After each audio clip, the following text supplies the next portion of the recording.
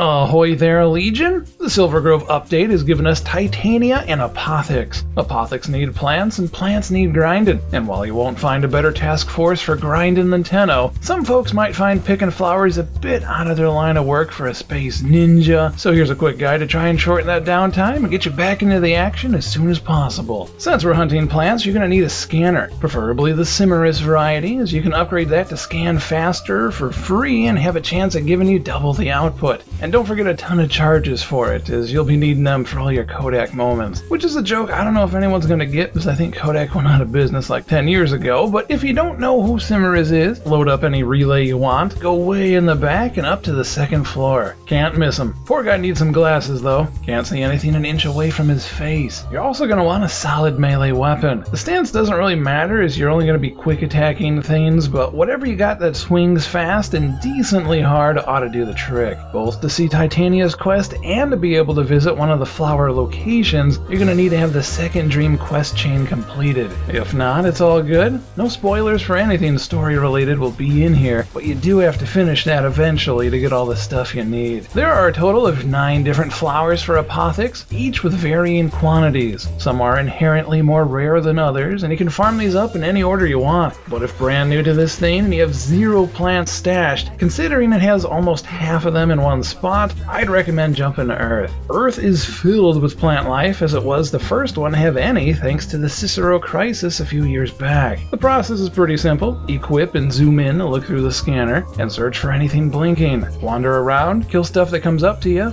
repeat. Be sure to check side paths, as some of the more out of place areas tend to have the rare ones waiting for you. Now while plentiful, Earth is a bit odd. Every 4 hours it'll flip from day to night and back again. For some reason this causes specific plants to grow during this short amount of time. You'll not only have to come back to get all the ones of one type you need, but you're going to have to come back a few times to make sure you get all the ones from day and all the ones from night. I'd recommend deathsnacks.com, as it has the timer on there you can check at a glance, but I'll put a link in the description if you need it. Okay, so you got the basics down. Where's the goods? This one will come down to your preferred playstyle, but for me, since we're full clearing the level anyway, I'd suggest Extermination followed by Excavation. Exterminate has a fixed amount of enemies, so they'll stop spawning in and leave you be after a while. While Excavation, you can avoid almost all combat and just focus on the flowers. If you don't find any where you're at, go to the next room and carry on. When you've checked them all, go back to that first extractor, complete it, and bail. You can pug Exterminations pretty easily, but for Excavations this can disrupt the gameplay, so I'd recommend doing that solo or closed games with friends. And while not my favorite, captures are quite popular with these as well. On to the individual plants. You know how Earth works already, so pick your favorite, but I went with E Prime myself. For Dusklight Sarracenia, you're only going to need to spot slime pools on Ceres. This place is actually pretty nice, as they tend to exist really close to spawn, and whenever you don't see slime you can walk around in, you can equip a primary till you do, which will speed this up quite a bit.